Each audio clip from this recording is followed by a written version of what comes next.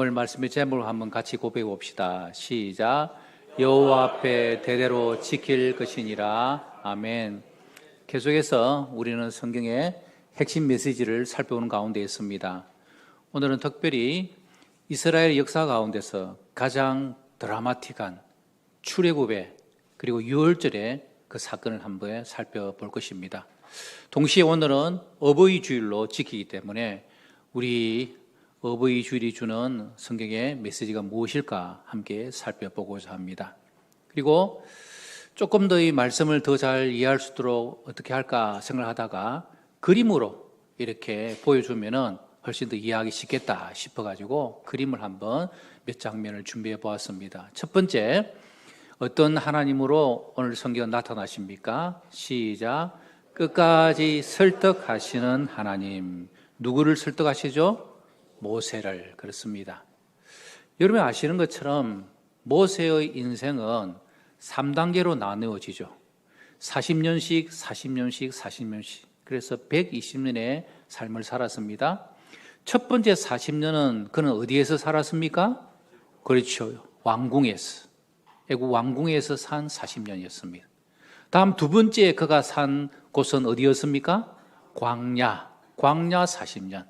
그리고 나머지 40년은 사명자로서의 40년을 살았습니다. 여러분 지금 이 그림에 나오는 모세의 나이가 그러면은 몇 살이죠? 그렇습니다. 80세. 80세에 하나님께서 찾아오시고 말씀해 주십니다. 그런데 이 하나님 앞에서 말씀을 듣는 모세는 5번이나 그 말씀에 거절을 합니다. 다음 장면 볼까요? 하나님께서 내가 너를 이스라엘 백성들을 위하여서 사명자로 세우겠다라고 하니까 첫 번째 거절합니다. 하나님, 내가 누구기에 바로에게 갑니까? 그게 하나님께서 말씀하시기를 내가 너와 함께 하겠다. 가라. 그러니까 또 모세는 거절합니다. 하나님 이름이 뭐라고 물을 텐데요. 그럼 내가 뭐라고 대답할까요? 그럴 때 하나님께서 나는 어떤 자라고 대답하십니까? 그렇습니다. 스스로 있는 자이니라. 여러분 이 스스로 있는 자라는 말씀이 굉장히 중요한 말씀이죠. 이게 바로 히브리어로는 야훼의 뜻의 내용입니다. 여러분 야훼란 단어를 들어보셨습니까? 근데 히브리어로 야훼라고 표현을 하시는데 그것을 이제 영어식으로 바꾸면은 여호와가 되는 겁니다. 제호바, 여호와. 그래서 우리는 여호와 이러면은 하나님께서 나는 스스로 있는 자다라고 하신 말씀을 기억하면 됩니다. I am who I am. 나는 나다라는 것이죠. 그래서 이 말씀은 예수님께서도 이 땅에 오셔서 많은 기적을 행하시고 나는 누구누구다. 나는 빛이다. 나는 생명이, 나는 여러 가지의 말씀들을 주님께서 말씀하셨죠. 그게 다 같이 연결된 말씀입니다. 그렇게 말하니까 모세가 또 세 번째 거절을 합니다. 그래도 저를 믿지 않을 텐데요. 그러니까 하나님께서 모세에게 뭐라 말씀하시죠? 너 손에 있는 것이 지팡이인데 그 지팡이를 던져라. 그랬더니 그 지팡이가 뭐로 변합니까? 뱀으로 변하는 겁니다. 그리고 그 뱀의 꼬리를 잡으니까 그 뱀이 뭐가 되죠? 다시 지팡이가 되는 겁니다. 그런 기적을 베풀어 주시죠. 그리고 한 손을 품 안에 넣었다가 꺼내라 그러니까 그 손이 나병이 걸려버립니다. 문둥병. 그리고 그것을 다시 품 안에 넣으라 했더니 정상의 손으로 돌아오는 기적을 베풀어 주시면서 하나님께서 가라라고 하십니다. 그런데도 모세는 거절하죠. 뭐라고 네 번째 거절합니까? 나는 본래 말을 잘 못하는 자입니다. 입이 둔한 자입니다. 저도 모세처럼 말을 잘 못해요. 말을 잘 못하는 그런 자, 우리가 그렇게 느낍니다. 그런데 하나님께서는 그 모세를 향하여 아론을 붙여줄게 라고 말씀해 주시고, 그리고 이 모세가 마지막 5번째 거절합니다. 오 주여, 보낼 만한 자를 보내소서. 이렇게 하니까 하나님께서 화를 내십니다. 그러면서 모세에게 아니다, 너는 가라 라고 하시면서 모세에게 지팡이를 쥐어주면서 가라 라고 하나님 하십니다. 제가 한번 생각해 봤습니다. 모세가 왜 이렇게 5번씩이나 거절을 할까? 여러분 뭐라고 생각하십니까? 제가 개인적으로 생각할 때 그것은 아마도 40년 전 모세가 자기가 실패했던 그 사건을 기억하기 때문입니다. 40년 전에 자기의 의를 가지고 이스라엘 백성들을 위하여서 뭔가를 하려고 했는데 오히려 그게 살인자가 되고 도망자가 돼가지고 쫓겨다니는 신세가 되었기 때문에 도무지 자기는 자신이 없다는 겁니다. 그래서 5번씩이나 거절하는 겁니다. 하나님 끝까지 인내하시면서 모세를 설득하시고 모세를 쓰시기를 원하죠. 그러면서 모세의 손에 지팡이를 들어서 가게 해 주십니다. 오늘 어버이 주일을 맞이하면서 제가 한번 생각해 보았습니다. 여러분, 우리 부모들에게 하나님께서 주신 지팡이가 뭘까요? 저는 그것이 바로 기도의 지팡이라고 생각합니다. 우리가 아무리 나이가 들고 우리의 몸이 내 마음대로 안 되고 또 우리의 힘이 다 빠지더라도 마지막까지 하나님께서 우리에게 주신 지팡이는 기도의 지팡이입니다. 기도의 지팡이. 여러분, 여러분의 자녀 손들을 위하여서 기도의 지팡이를 놓치지 않는 부모님 되시기를 주님 이름으로 축복합니다. 그래서 우리의 자녀 손들이 바로 여러분들의 기도를 통하여 우리 자녀 손들이 이 땅을 살아가는 겁니다. 동시에 우리 자녀들은 뭘 생각해야 될까요? 우리 부모님이 나이가 80이든 90이든 상관없이 하나님 앞에서의 사명자로서 살 수 있도록 우리 부모님을 위하여 격려하고 기도하셔야 합니다. 여러분들이 생존해 계시는 부모님을 뵐 때마다 늘 마음속에 느끼는 것은 한 해 한 해가 우리 부모님들이 점점 약해지고 정신이 없어지고 또 하는 모습을 보면서 우리 자녀들의 마음이 아프지 않습니까? 그럴 때마다 우리 자녀들은 뭘 기억해야 될까요? 하나님 앞에서 우리 부모님들이 끝까지 쓰임받도록 주여 우리 부모님을 사명자로 써주십시오. 그렇게 우리는 기도하고 특별히 우리 부모님들을 그렇게 격려하셔야 됩니다. 자녀들이 연세에 들어 아무것도 못하고 힘들어하는 부모를 보면 막 짜증이 나가지고 엄마는 그것도 못해요. 아버지는 그래야 되겠어요. 그런 말은 해서는 안 될 말이죠. 우리 자녀들은 끝까지 우리 부모님들을 격려하고 위로하고 축복해주는 그런 자녀들이 되셔야 됩니다. 그래서 여러분의 가정이 부모, 자녀 모두 행복해지시기를 주님 이름으로 축복합니다. 우리 이러한 상황 가운데서 모세는 이제 하나님의 사명을 받고 나아가죠. 그랬더니 모세가 어떤 일을 만나게 됩니까? 첫 번째, 장애물을 만나게 됩니다. 그것은 바로 바로 왕과 충돌을 하게 되죠. 모세가 말합니다. 하나님께서 말씀하셨다. 내 백성을 보내라. 그렇게 말을 전달하니까 바로가 거절하죠. 여호와가 누구기에 내가 그에게 순종하겠냐? 그러면서 바로는 벌을 내립니다. 짚은 주지 않되 벽돌 수량은 그대로 하라. 그래서 이스라엘 백성들이 노예로 살아가면서 벽돌을 막 만들어야 되는데 더 힘들어지는 어려움을 당하게 되죠. 그래서 모세가 말합니다. 주여, 어찌하여 이 백성이 학대를 당하게 하십니까? 라고 하나님 앞에 하소연을 하게 되는 것입니다. 그럴 때 하나님께서 어떻게 반응을 보실까요? 두 번째 하나님이십니다. 시작. 구별하여 평안을 주시는 하나님입니다. 그렇습니다. 하나님께서는 이스라엘 백성들이 사는 고생 땅과 애굽이 백성들이 살고 있는 그 땅을 구별하여서 이스라엘 백성들에게는 평안함을 주시는 하나님이심을 나타내 보여주십니다. 바로 그 과정 가운데서 10가지 재앙이 나오게 되는 거죠. 10가지 재앙의 그림을 정리해서 보면 이렇습니다. 애굽의 신들을 심판하는 것이 바로 10가지 재앙이었죠. 물의 영역에서 나일강이 피로 변하게 됩니다. 땅의 영역에서 개구리와 이와 파리가 들끓는 그런 심판이 임하게 됩니다. 대기와 건강의 영역으로 가축이 죽고 악성 종기가 생기고 우박이 쏟아지고 메뚜기가 막 날아오는 그런 심판이 임하게 되죠. 그리고 하늘의 영역으로 흑암이 애굽 땅에 임하게 되고 마지막 장자의 죽음으로 이 10가지 재앙이 이루어지게 됩니다. 여러분, 이 재앙이 애굽의 신들을 심판한 것이라고 그랬죠. 그러면은 애굽의 신들이 그 당시에 어떤 형상이었던지 이 그림을 보면은 이해가 되어집니다.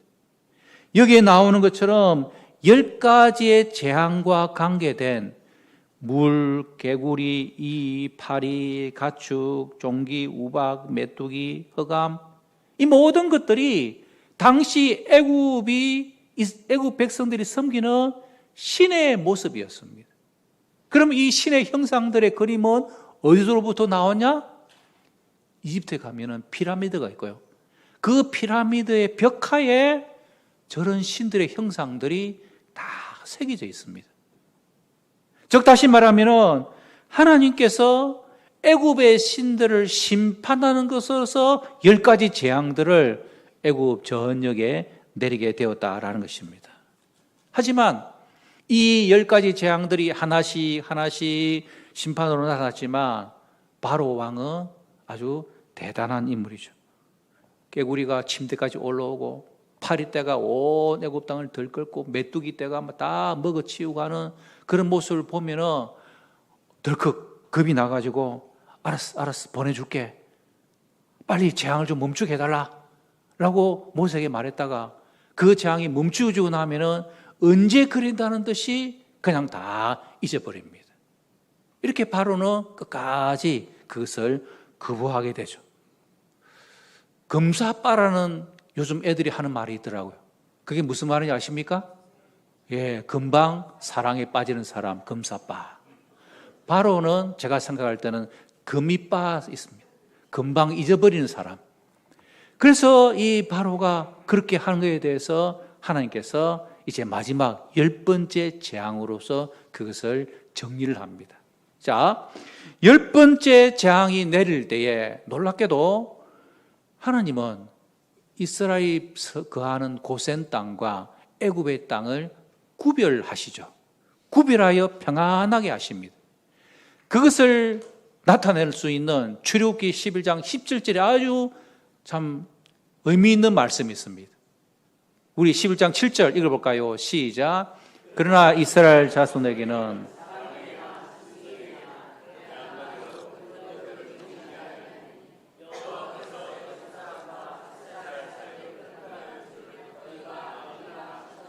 아멘.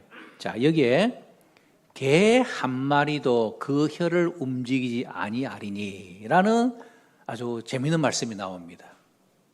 이 말씀의 의미는 뭐냐면은 여러분, 개는요 아주 청각이 발달돼서 가지고 소리에 민감하지 않습니까? 밤에 이렇게 발자국 소리만 들려도 그 소리에 반응을 해가지고 개 한 마리가 와와 짖으면요 온 동네 개들이 막 와 그러면서 막 온 동네가 야단이 나잖아요. 그만큼 개는 밤에 그 소리가 나면 가만히 있지 않습니다. 그런데 이스라엘 백성들이 살고 있는 고센 땅에는 사람에게나 짐승에게나 개 한 마리에게도 아무 소리가 내지 않을 정도로 하나님께서 무엇을 주셨다라는 것입니까? 평안을 주셨다는 것입니다. 조용한 밤을 그날 허락해 주셨다는 거예요. 그러나 우리가 아는 것처럼 마지막 10번째 그 재앙은 첫 번째 태어난 모든 것들은 하나님께서 다 죽이십니다. 첫 번째 태어난 것 사람이든 짐승이든 첫 번째 모든 것들은 다 죽이는 것입니다. 여러분들 가운데 6월절 그 자리에 있었다면 장남으로 태어난 분들은 아마 이 자리에 살아있지 못할 분들 계실 거예요. 그렇게 하나님께서 애굽을 심판하시는데 이스라엘 고센 땅에는 아무런 일어나지 않는 평안의 밤을 하나님께서 허락해 주셨다는 것입니다. 그 이유는 뭐라고요? 구별. 하나님께서 고센 땅과 애굽 땅을 구별하셔서 평안을 주셨다라는 것입니다. 성도 여러분, 하나님께서 여러분의 남은 인생의 삶 동안 구별됨으로 여러분을 보호해 주셔서 여러분 개인과 여러분의 가정이 평안한 개인과 가정 되시기를 주님 이름으로 축복합니다. 그 평안을 하나님께서 주시는 것입니다. 그래서 구별하여 평안을 주신 하나님께서 10가지 재앙 가운데 이스라엘 백성들을 지켜주셨습니다. 그런데 한 가지 중요한 핵심이 있죠. 그것은 바로 하나님이 어떤 하나님이심을 우리에게 보여줍니다. 세 번째 하나님. 읽어볼까요? 시작. 오직 은혜로 덮으시는 하나님입니다. 하나님께서 이 죽음의 재앙으로부터 덮을 수 있는 방법을 알려주셨는데 그게 바로 유월절 지키라는 것이었습니다. 유월절이 뭡니까? 구원의 표적과 새로운 시작이었습니다. 이스라엘 백성들로 하여금은 허먹고 1년 된 수컷 양을 기생제물로 죽여서 그 피를 문설주와 좌우 임방에 바르게 하나님께서 명령하십니다. 그러면은 죽음의 사자가 지나가다가 그 집을 보았을 때 그 집에는 피가 발라져 있는 것을 보고서는 그 집을 넘어가는 유월, 패스오버하는 그것을 하나님께서 하셨다라는 것입니다. 그러면서 유월절을 지키기 위하여 모든 가족들은 허리에 띠를 띠고 신을 신고 지팡이를 잡고 썬 나물을 먹고 그리고 무교병을 먹고 준비하고 있어라. 그것을 하나님께서 말씀해 주셨고 그때로부터 너희로부터 첫 달이 시작되어지는 그동안 430년의 애굽의 노예로 있었던 그것을 끝내고 새로운 이스라엘 백성으로 하나님께서 너희들을 출애굽시켜 주실 것이다. 이게 바로 유월절의 의미라는 것입니다. 여러분, 유월절의 복음의 핵심이 무엇입니까? 이스라엘이 구원받은 것은 그들이 착해서도 아니고 의로워서도 아니었습니다. 애굽인들보다도 더 도덕적이었어도 아니었습니다. 이스라엘 백성들이 죽음의 사자로부터 구원함을 받은 것은 그들의 진문에 칠해진 어린 양의 피, 그것이 바로 이스라엘 백성들을 보호해 주셨다라는 것입니다. 여러분, 이것이 우리에게는 어떻게 의미가 되어집니까? 우리가 이 땅에서 죄의 사망의 근세로부터 죽음의 근세로부터 사탄이 우리를 공격하려고 할 때에 여러분의 가정에 여러분의 마음속에 예수 그리스도의 보혈의 십자가의 능력이 우리에게 칠하여 져야만 우리는 그 죽음의 근세로부터 보호받을 수가 있는 것입니다. 이것이 바로 믿음이라는 것입니다. 우리는 이 땅을 살면서 다른 사람들로부터도 막 말을 받잖아요. 네가 그래가지고 성도냐? 네 꼬라지가 네 불바래야 뭐냐? 이러면서 우리가 우리를 공격하는 그런 사탄의 속삭임에 우리가 막 실망하기도 절망하기도 합니다. 그러나 분명한 것은 하나님께서 우리를 보시는 것이 아니라 우리를 위하여 듣고 계시는 예수 그리스도의 십자가의 보혈의 능력을 주님께서 보시는 것입니다. 이 땅을 살면서 우리가 죄를 짓고 또 우리가 허물이 많고 이 땅을 살다가 이제 마지막 심판의 자리에 나아갑니다. 그 심판의 자리에서 우리를 향하여서 우리의 죄와 우리의 모든 것들이 다 허물이 드러나고 다 우리가 심판대에 섰을 때에 그때 예수님께서 말씀하십니다. 저 사람이 저런 죄도 지었고 저런 실수도 했고 저런 잘못도 한 건 맞습니다. 하지만 내가 저 사람을 위하여 십자가에서 보혈의 피를 흘려 죽음으로 말미암아 피의 근세로 저 사람을 덮었기 때문에 저 사람은 죄인이 아니라 하나님 보시기에 의인이 된다라고 우리의 마지막 심판의 자리에서 예수님께서, 성령님께서 우리를 보증해 주실 것입니다. 여러분, 이것이 바로 유월절의 의미인 것이고 이것이 오늘 우리 신앙인의 고백이요 믿음이어야 하는 것입니다. 그래서 우리는 이 찬양을 마음껏 하나님 앞에 찬송하며 부를 수가 있습니다. 261장 후렴의 찬양, 주의 보혈 능력이 있도다. 우리 같이 한번 찬양해 봅시다. 주의 보혈 능력이 있도다. 주의 피 믿어. 주의 보혈 거린 양의 매우 귀중한 피로. 한 번 더.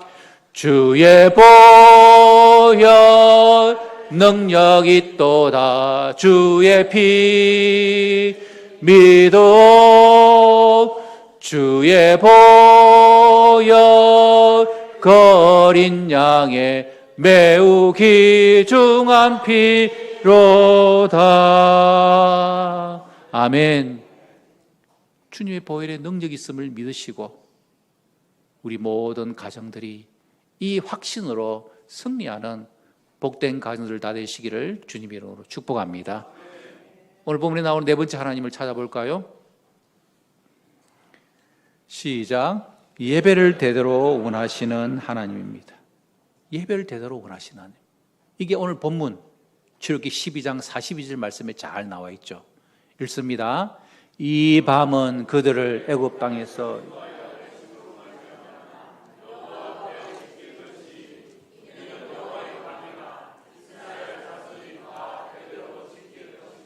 아멘, 아멘.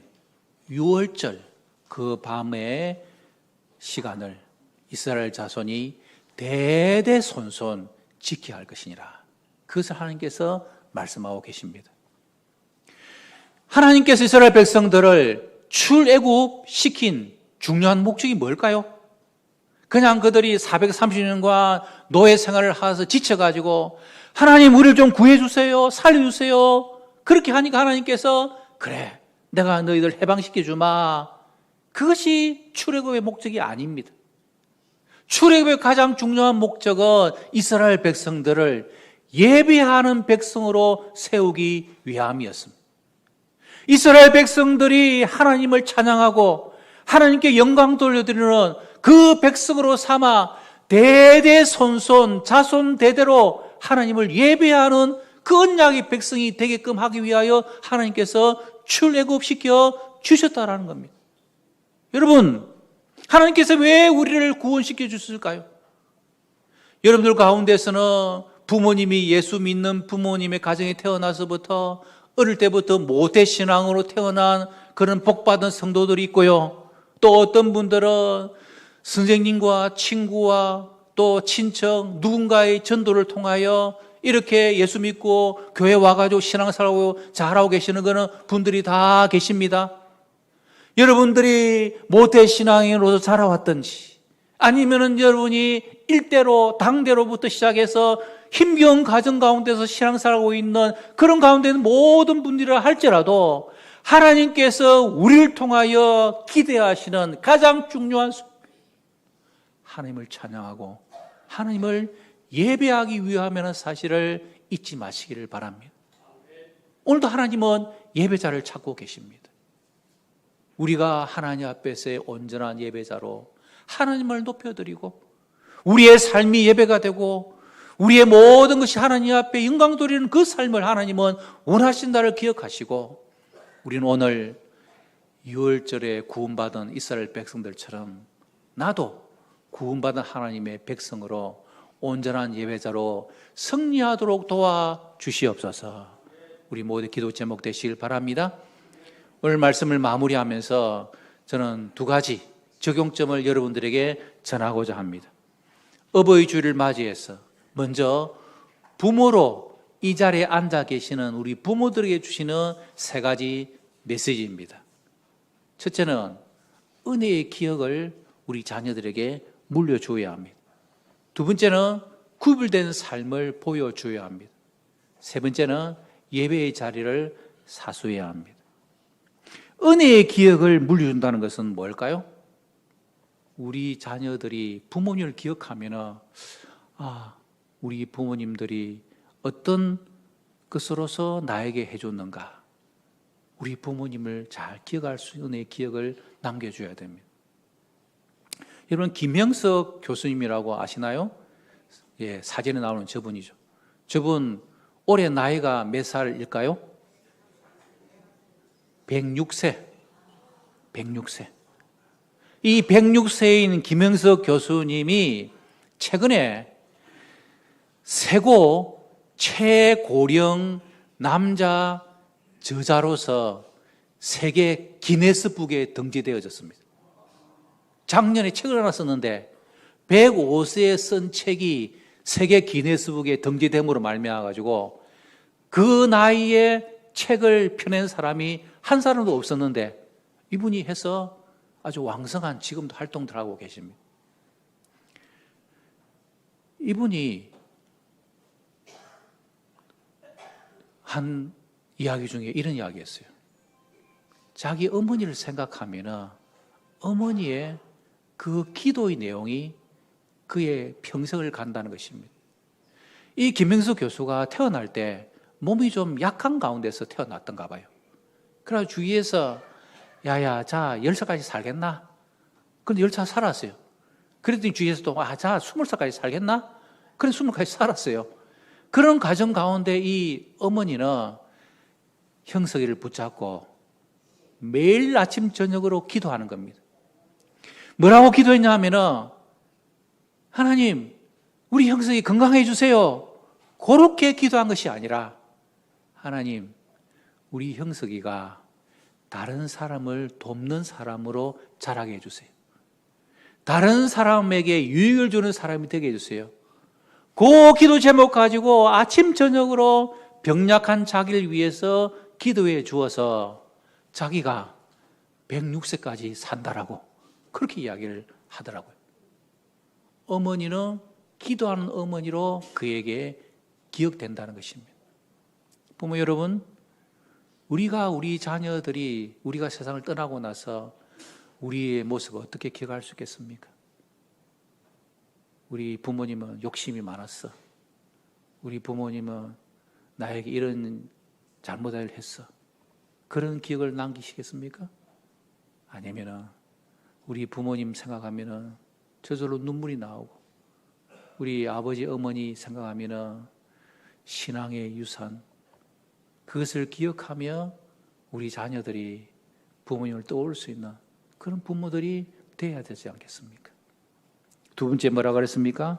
구별된 삶을 보여주자 그랬습니다. 6월절 그날 저녁에 자녀들은 두려워서 벌벌 떨었습니다. 옷을 입으라 그러고 짐 챙기라 그러고, 그리고 저 애굽 땅에서는 막 통곡 소리가 들리는데 여기는 조금 이 밤이 얼마나 무섭겠습니까?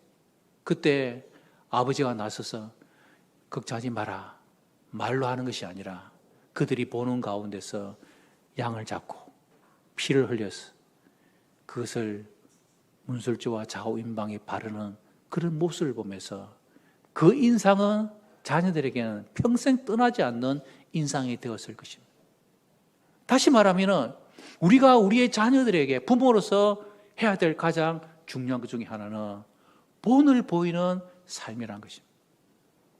우리가 자녀들 앞에서 기도하는 본을 보여야 되고, 우리가 자녀들 앞에서 봉사하는 본을 보여야 되고, 하나님 앞에서 우리의 모습을 보고, 여러분 자녀들은 부모의 뒷모습을 보고 자라는 것입니다.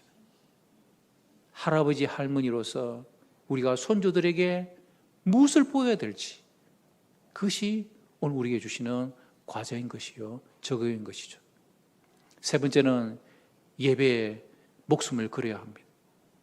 우리가 우리의 인생의 삶 가운데서 우리의 부모로서 자녀들에게 예배가 얼마나 소중한지 그것을 우리 자녀들에게 가르쳐 줘야 되는 것입니다. 여러분, 우리가 자녀들에게 가르칠 것이 무엇입니까? 세상에서 성공해가지고 출애굽하라. 우리가 그것을 우리 자녀들에게 가르치는 것이 아니라 너가 어느 자리에 있든지 예배자로서 승리하도록 우리의 자녀들을 가르쳐야 합니다. 예배에서 실패하는 모든 것에서 실패한다. 너가 공부도 중요하고 인생의 삶도 승리하는 것도 성공하는 것도 중요한데 하나님 앞에서 너가 어떤 자인지를 깨닫고 예배함으로 하나님 앞에서 나를 돌아보고 어떤 모습으로 살아야 될 것인지 우리 자녀들에게 그 영향을 끼치는 부모의 삶이 저와 여러분의 삶이 되어야 한다는 것입니다. 자녀에게 주는 메시지는 뭘까요? 3가지입니다. 읽어봅시다. 시작. 부모님의 이야기를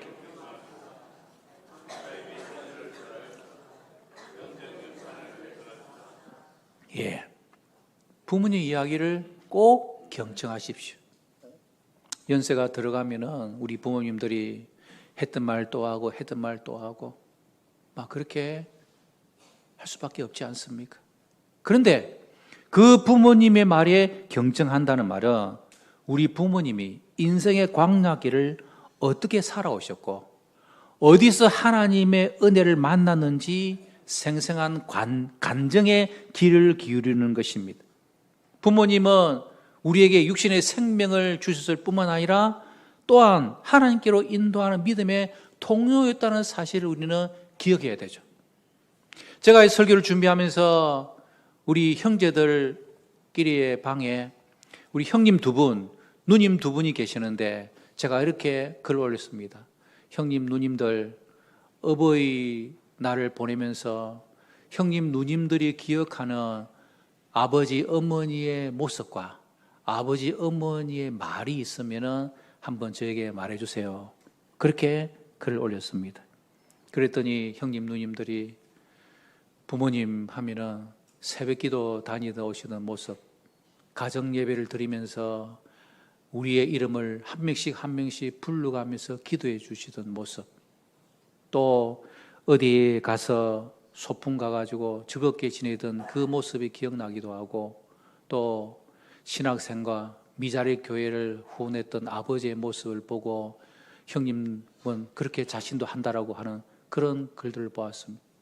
저는 개인적으로 우리 부모님을 이렇게 생각하면서 제가 아버지에게 물었던 기억 중에 하나가, 아버지, 우리 집의 가훈이 뭡니까? 라고 물었을 때 아버지가 하나님 사랑, 이웃 사랑이라고 답해 주면서 그것을 종이에 써가지고 초등학교 때 그것을 학교에 제출했던 그런 기억이 납니다. 그러면서 제 마음속에 한 가지 참 아쉬움이, 안타깝게도 점점 그 기억이 흐려져 가고 있다는 것이 제 마음속에 안타까움을 주었습니다. 여러분, 여러분들의 부모님을 기억한다면 여러분들이 어떤 것이 기억으로 남습니까? 점점 기억이 사라지고 있다면 글로도 남기시고 그러한 것들을 여러분의 자녀들에게까지 전달해 주어야 합니다. 2번째는 감사의 메시지를 전하라 했습니다. 여러분, 우리의 부모님 참 그들의 수고를 기억하고 생각하면 감사한 마음도 있지만 또 때로는 내가 실망하고 어려웠던 그런 부분도 있을 것입니다. 그러나 분명한 것은 우리가 뜨거운 마음을 가지고 우리 부모님을 감사합니다, 사랑합니다 표현하는 것이 얼마나 중요할까요? 오늘 어버이 주일을 예배를 드리고 나서 여러분들 꼭 생존해 계시는 부모님이 계신다면 그 부모님께 문자도 보내시고 전화도 하셔서 그 음성을 듣고 답해 줄 수 있는 부모님이 지금 생존해 계신다는 것이 얼마나 복된 일인지를 잊지 마시길 바랍니다. 3번째는 영적 유산을 개선하자고 그랬습니다. 여러분, 그것은 우리의 인생의 삶에 참으로 중요한 것입니다. 하나님께서 유월절을 지키라고 한 것은 대대로 그 언약을 지킬 것을 하나님께서 말씀해 주신 것이죠. 저는 이 영적 유산의 개성을 바로 이 그림으로 요약해서 정리하고자 합니다. 그림 보여주세요. 부모인 세대가 뒤따라오는 자녀에게 바통을 물려주는 것입니다. 이 자리에 앉아있는 우리 자녀들은 부모님의 그 바통을 이어받아가지고 우리가 신앙을 사는 분도 계실 것이고, 혹시 여러분 가운데서 처음 혼자서 예수 믿고 이제 가정을 이루어서 신앙을 사는 분들은 여러분의 그 영적인 유산을 다음 세대인 자녀들에게 바통으로 넘겨줄 수 있는 자리에 와 있는 것입니다. 이것을 하나님께서 우리에게 원하고 계시는 것입니다. 그런데 안타깝게도 여러분 가운데는 우리 부모님은 아직 예수님을 믿지 못하고 있는데요 라고 힘들어하는 분이 계시다면, 여러분이 모세가 되셔서 여러분의 부모님을 출애굽시켜 주시는 모세 되시기를 주님 이름으로 축복합니다.